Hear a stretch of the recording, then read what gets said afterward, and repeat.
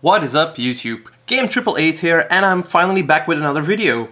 It took me a while to get the cards due to the coronavirus. Mail days are pretty slow, which is actually fucked up. But yeah, I finally have all the cards. I can do my deck profile, so here I am. So yeah, first things first, I'm gonna go over the main deck, of course. So I'm still playing the Mythical Beast engine. I think these cards are really, like, they're the best right now, so yeah. Triple Cerberus, triple Jackal King, and one Mythical Beast Jackal. Now, I'm not running the other two, the Basilisk and the Garuda. I find that if you want to combo off in your opening turn, then most of the time they are bricks in your hand. Sure, they are still pendulums, but without Electromites, you can't swap them out for other better pendulum cards. Like the Basilisk, he can put it in the extra deck, get something out and draw a card, sure. But if you don't have a way to get something in your extra deck, that's actually kind of problematic and it's just a brick. At the very least, these cards get themselves in the extra deck rather quickly. They get themselves out, they accumulate counters, and so on and so on. The Mini Jackal also has some other utilities in this, because it's a level 1. You can search it off of Institution, like the easiest form, and it's also searchable by Abductor. Yes, I am playing an Abductor build, a little bit more of a Magician's Souls variant, I'm guessing, than other people are playing. But I find that having the extenders is just so good in this, so yeah. The Mini Jackal is actually going to come in handy a lot, I feel, so. That's already it for the Mythical Beasts, so no Garuda, no Basilisk. You can play them, but I just think it's win more in so many scenarios. For the Endymion part of the deck, I'm playing one Servant, one Magister, one Reflection. I can search these out at any given time, bar the fact that I banish them from Desires. But most of the time you'll get these anyways. And then triple of the Master Endymion. This is your main to-go-to card anyways. So if you accumulate enough counters when going second, just make this, blow everything up and you win. So going second isn't even that bad. This is actually enough, I feel. Every time that I try to put in more of Reflection or more Magisters, I keep on bricking on those. Like, they're fun to have, but you need other cards. You either need a card in your extra deck or you need a card in your hand to play with them, and it just sucks so hard that I really didn't want that, so yeah. But of course, since I'm not playing Magisters in triples or Reflection in triples, I'm lacking a couple of scales. So I went with the Abductor route because of that. It's a low scale, and its main focus here is also to be normal summoned or summoned off of Servant, so you can get to Magician's Souls faster. And well, it's also the reason I'm only playing 2 souls. Having 3 souls, you're going to brick on it in a bigger tournament. You don't want that. 2 souls is definitely enough. And it works out really well. This is like a perfect package, just a 5. You don't need 6 at all. You don't want to brick on it. And in general, you want to normal summon the Abductor or get it on field with the Servant. You don't want to put it in your scale up until the end of your combo. So that's just the way you play with the Abductors. Now for Magician's Souls, I know we already have a lot of targets. We have the Master Endymion, we have the Jackal King, we have the Cerberus or the Reflection if it needs to be. But I am running one additional target just for the Magician's Souls. I'm playing Performapal Allies Dissolver. Now the reason I'm doing this is so I can make Vortex Dragon in 2 different ways. And that actually comes in handy during my combos. This is also a way that if you reborn it with Selene, you get the Abductor out of your scale, just in case you have some Mythical Beast stuff to do. So it's definitely not too problematic to put the Abductor in the scale. This gets rid of it. But this card, the Allies Dissolver, is just bunkers. I've never used it in hand effect. I tried to do it once, but it got Solemn Striked. Because it would have been game if otherwise. But just having this on the field is so good. It can fuse with your scales. It's kind of funny. So yeah. Now, the Magician's Souls is just an extender, basically, in most of the time, to go into Crowley, to go into Celine, make a Link Karibo even, because it's a Link, because it's a level 1. But you want some extenders at the very least, and I was playing like the chronograph package for a really long time, like triple chronograph and time gazer, but I took out one chronograph for the mini jackal, like the smaller jackal, because I didn't want to lose out on allure targets, and this is another high scale. I needed the high scales, and then the one time gazer. I know it's weird to see like 2 in 1, but just like think of it as back in the day when Terratop got hit to 1, people were still playing the 1 Terratop and the 1 Tekatamborg. Like, if you see this, the Terratop first, you're golden anyways, and in this scenario you still have 2 for the 1, so you're going to see this way more than you're going to see Time Gazer. And just in case you banish the Time Gazer from the Desires, it's not that terrible to have a chronograph at the very least, so I didn't think it was hurting that much to cut down on 1 chronograph. My reasoning might seem a little bit weird, but I didn't want the deck to be at 41, and I didn't want to lose out on any of my draw power, so I just kept it like this. I don't think it's problematic to not play 3 in 1. I can play 2 in 1 just as fine, so yeah. And actually it's not being that terrible at all, so you don't see the chronograph as much, and neither do you see the time gazer as much, but when you see it, it's just an extender, and that's its purpose, so yeah. The final monster in the deck, 1 Spellbook Magician of Prophecy. I am playing the Abductors, and that's my general normal summon, so I didn't want to put 2 or 3 of the Spellbook Magician in, just because this is a normal summon, and if you're playing 2 or 3, this is going to be your dedicated normal summon, and yeah, in general I didn't want that, so the 1 Blue Boy, and then to round off the Spellbook engine, 1 Secrets and 1 Knowledge. I know that running multiples of these is going to give you more access for the grind game, and it puts you more into a good scenario where you have multiple cards in your hand. But the way I see it, like, what often happens is if I update this Spellbook engine and I play more, like I play 2 Blue Boy, I play 2 Knowledge, I play 3 of the Secrets, any kind of variation you want, towards the end of my combo, I have too many of these in my hand that I can't use anymore, so they're all bricks. And I end up like on 3-4 negates, and sure, that's all fine, like 3 negates, a little bit of follow-up, you name it. But then I get OTK'd. Like, in my friend group, I have a lot of competent players, and they're really good, and they know how to play around Pendulum, they know how to know how to play against it, and I can't afford to have that kind of a weaker board state. Like 3 negates isn't enough where I'm from. I need my full board, and that's kind of messed up because in bigger tournaments it actually works out against people that don't know how to play against Pendulum. But I think we all know that situation. But in general, like, I feel like the 3 is just fine. If I see 1, I can use it however I want. And if I don't see this, I can go into Crowley and just search it out. It's always like a 2 in 3 chance to get what you want. Either you haven't had your normal summon and then there's a 2 in 3 chance you want to see this. Or you had your normal summon and then there's a 2 in 3 chance that you're seeing either of these. So it'll always be a 2 in 3 chance. So yeah. For the rest of the spells, I'm playing a lot of draw power. I want to see everything that I have. So, Upstart Goblin, Into the Void, just like a 1-for-1 thin out your deck. It's better to have a 38 card deck than to have a 40 card deck. Triple Desires, Triple Allure.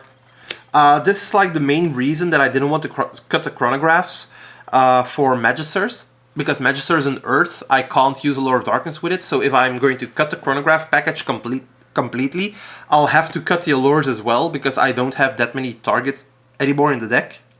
And in general, you don't always want to banish your Master Endymion and your Jackal King, so the Chronograph or Time Gazer are excellent targets for it. But having to cut this, like, there's not another draw card in the game that you really want to play over this.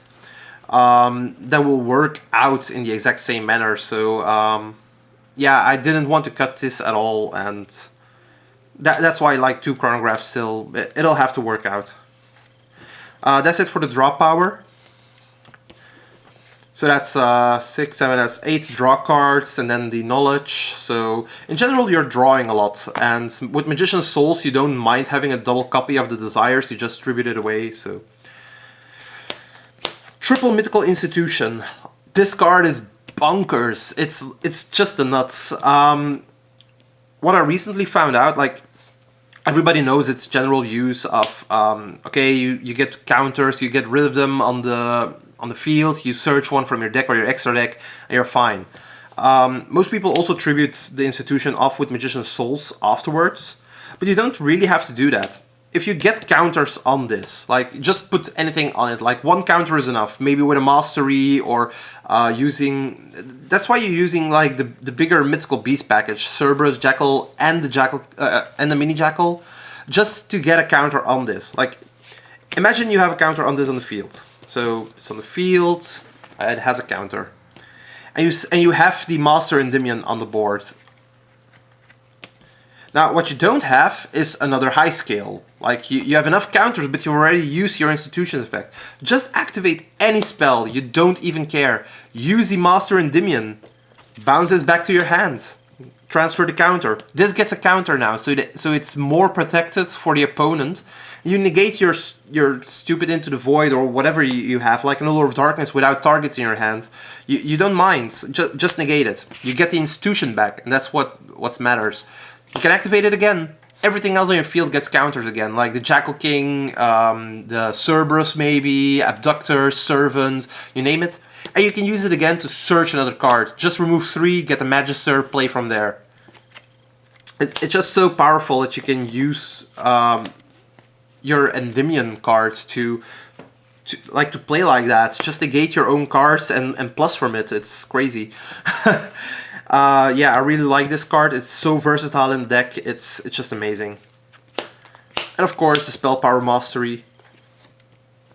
I'm only playing like 6 Endymions, but I don't really care. Like, this is crazy. And then 1 Instant Fusion. It's just a Spellcaster Extender in most scenarios. If you see it in your opening hand, it's a way to get Millennium Eyes out on the field. Make sure your Cerberus is protected from things like Ash Blossom and stuff like that. So you can just play freely if you see this in your opening hand. If you see this towards the end, it's just an extender, so why not? That's it for the main deck. 40 cards. If you're counting like Upstart and Into the Void, it's 38, but okay. In general, I really like this. It hardly ever bricks. You can make your big boards and just keep going from there. You just need to make sure to make the right sequence of plays. Like, do the searching first and use desires towards the end, unless you don't have another option, stuff like that. But yeah. For the Instant Fusion, we're only playing the Millennium Eyes. I think this is enough. I've been testing out Thousand Eyes and Winda. But Winda hardly ever comes up, because most of the time either your board is big enough already, or it just doesn't matter that you have it. Thousand Eyes is cute in some scenarios when you're going second, but Millennium Eyes half of the time also does that job, because you can just summon it, and as soon as they use any of their monster effects that they have, you can just steal a monster anyway, so... yeah, the Millennium Eyes is really good for that. Then I'm playing the Vortex. I can make it with Dissolver, or I can make it the generic way through the Absolute and going into Vortex. Both ways are actually fine. Like, if you go into Absolute first and you link it off so you can get the Vortex, you're using both. If you make the Vortex first, it's a legal fusion summon with Dissolver, so it's made in the correct way. Afterwards, if the Vortex would go to the graveyard, you can go Absolute, attack with anything, use this effect as special summon the Vortex again from your graveyard. You're getting pluses off of pluses. That's just... which is crazy. Like, this is awesome. I really love it. The Dissolver most of the time isn't a brick. If it does brick in your hand, you always have a lure to get it out. Most of the time you really don't care, so yeah. And then everything else are link monsters, so yeah, let's go over them.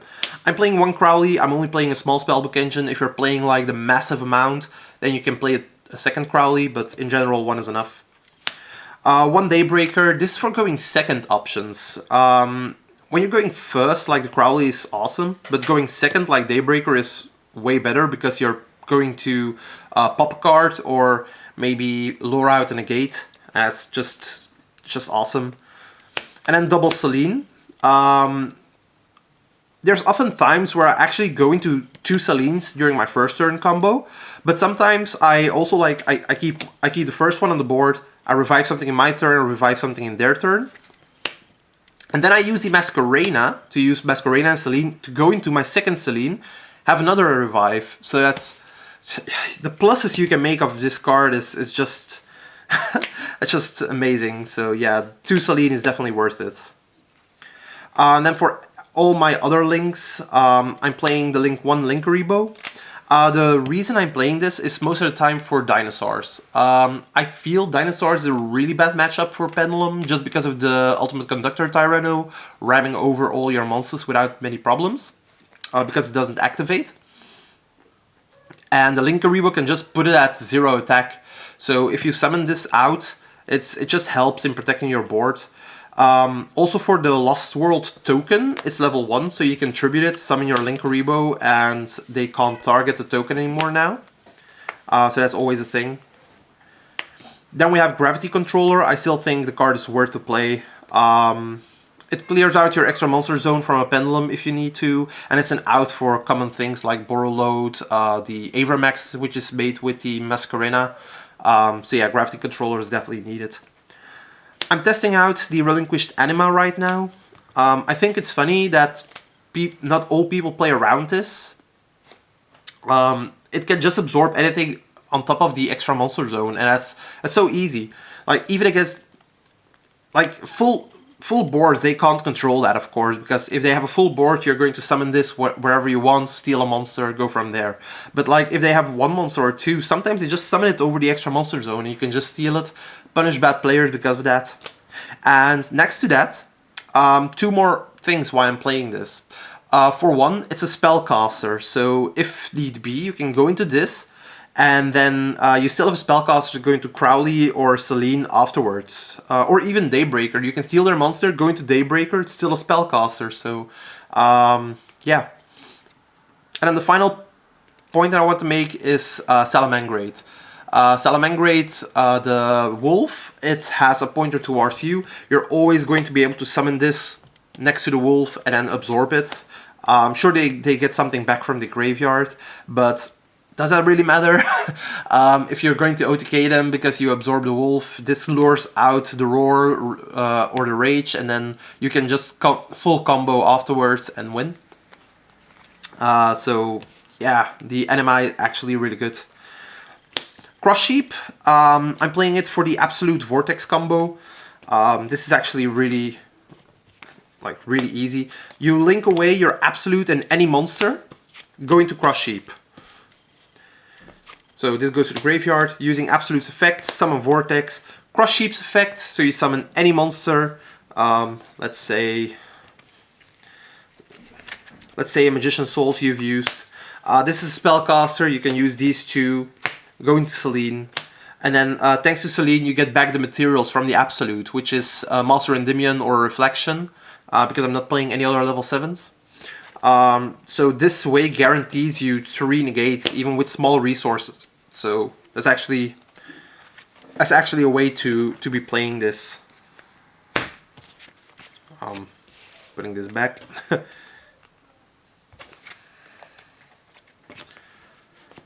So like this. Oh. So the Cross Sheep is definitely needed, I think. It's just a way to get 1 more negate on board when you couldn't before.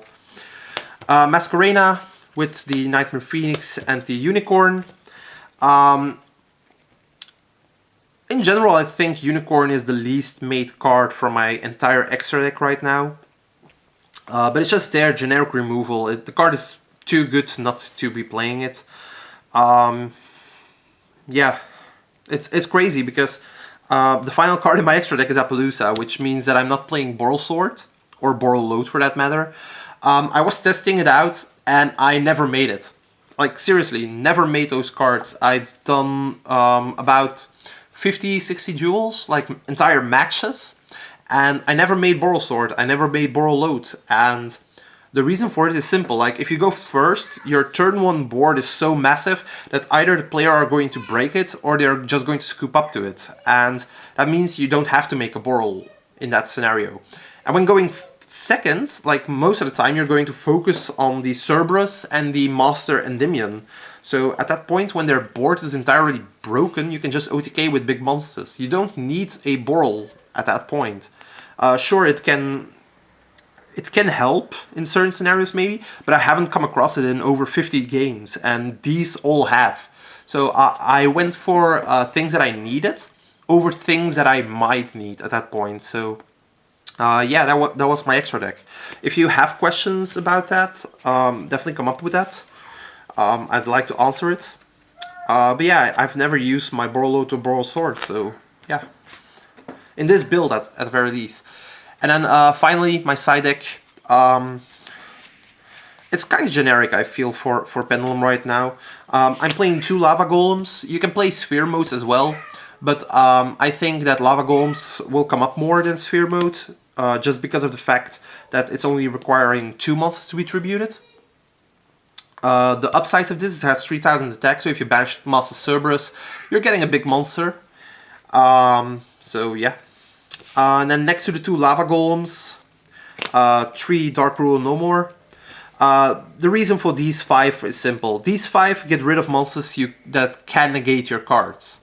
So you get rid of an Etheria Beast effect like that. You get rid of the Adamantipator Dragites effect, like to negate a spell or trap. And after you've done this, you're coming up with 2 Lightning Storms, or the Evenly Matched.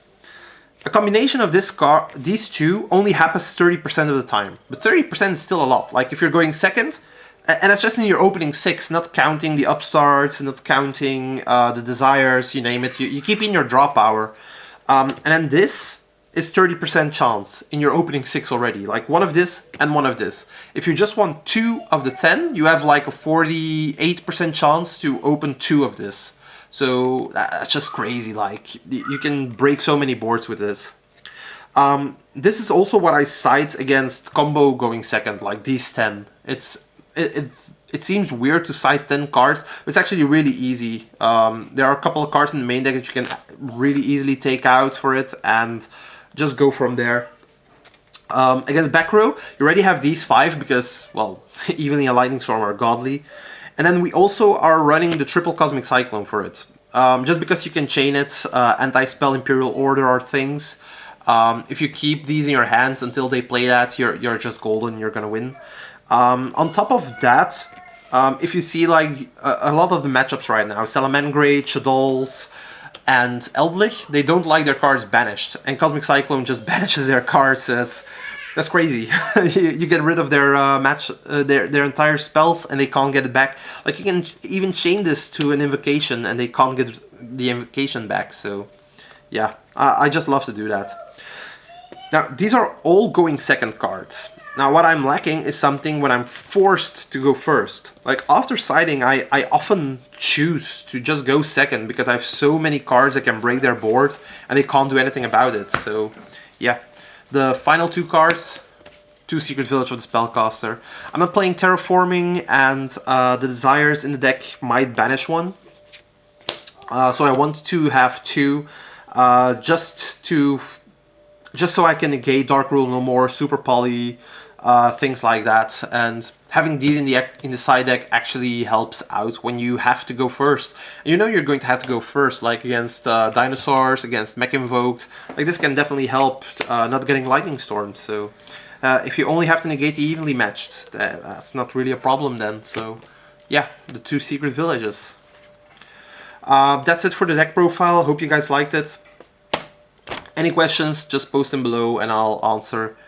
So yeah, I'm definitely going to do some combo videos later, and see ya!